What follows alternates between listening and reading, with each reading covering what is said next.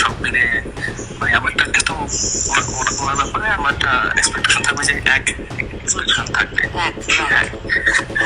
1 কোটি টাকায় মিলবে জুলাই গণহত্যার দায় থেকে জামিন।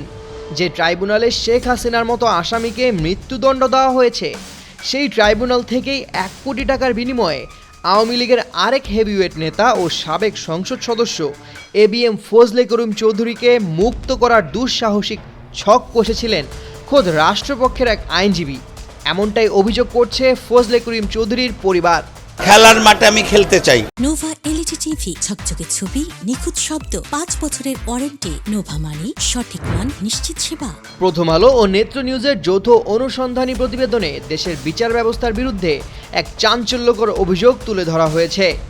প্রতিবেদন অনুযায়ী জুলাই হত্যাকাণ্ডের দায়ে কারাবন্দী রাউজানের সাবেক সংসদ সদস্য ABM ফজলে করিম চৌধুরীর পরিবারের কাছ থেকে তাকে জামিনে মুক্তি পাইয়ে দেওয়ার শর্তে 1 কোটি টাকা দাবি করার অভিযোগ উঠেছে আন্তর্জাতিক অপরাধ ট্রাইব্যুনালের প্রসিকিউটর মোহাম্মদ সাইমুম রেজা তালুকদারের বিরুদ্ধে। ফাঁস হওয়া একাধিক হোয়াটসঅ্যাপ অডিও রেকর্ডিংয়ের বরাত দিয়ে প্রতিবেদনে দাবি করা হয়েছে ওই প্রসিকিউটর চুক্তির 10 লাখ টাকা নগদ অগ্রিম হিসেবেও চেয়েছিলেন। যৌথ ওই প্রতিবেদনে আরও অভিযোগ করা হয়, সাইমুম রেজা আইনের ফাঁক গলে আসামিকে বের করার পথ বাতলে দেওয়ার পাশাপাশি ট্রাইব্যুনালে নতুন চিফ প্রসিকিউটর নিয়োগের পর নিজের প্রভাব বাড়ার বিষয়েও পরিবারটিকে আশ্বস্ত করেছিলেন। এমনকি তদন্তকারী কর্মকর্তারা প্রমাণ জোগাড় করতে হিমশিম খাচ্ছেন। প্রসিকিউশনের ভেতরের এমন গোপনীয় তথ্য তিনি ফাঁস করেছেন বলে দাবি করা হয়েছে। ফজলে করিমের পরিবারের দাবি, তারা দুর্নীতির প্রমাণ সংগ্রহ করতেই সুকৌশলে কথোপকথন চালিয়ে যায় এবং রেকর্ডগুলো নতুন আইনমন্ত্রী মোহাম্মদ আসাদুজ্জামানের কাছে হস্তান্তর করে। এরপর আইনমন্ত্রী তাকে গ্রেপ্তারের হুমকি দিয়েছেন বলেও একটি রেকর্ডে সাইমুম রেজাকে বলতে শোনা যায়। তবে সাইমুম রেজা তালুকদার তার বিরুদ্ধে ওঠা এই অভিযোগ সরাসরি অস্বীকার করেছেন।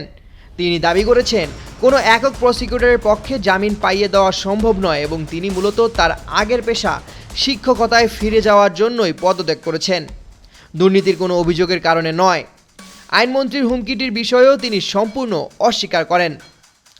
এই চাঞ্চল্যকর অভিযোগের বিষয়ে ট্রাইব্যুনালের সাবেক চিফ প্রসিকিউটর তাজুল ইসলাম জানিয়েছেন, যদিও এ বিষয়ে ফজলে করিমের পরিবার তাকে অবগত করেন, তাকে রেকর্ডিংয়ের কোনো প্রমাণ দেওয়া হয়নি। প্রমাণ পেলে তিনি অবশ্যই ব্যবস্থা নিতেন। অন্যদিকে বর্তমান চিফ প্রসিকিউটর আমিনুল ইসলামও দুর্নীতির কোনো তথ্য বা অভিযোগের বিষয়ে অবগত নন বলে জানিয়েছেন। এ বিষয়ে আইনমন্ত্রীও কোনো মন্তব্য করতে রাজি হননি বলে উল্লেখ করে প্রতিবেদনটি।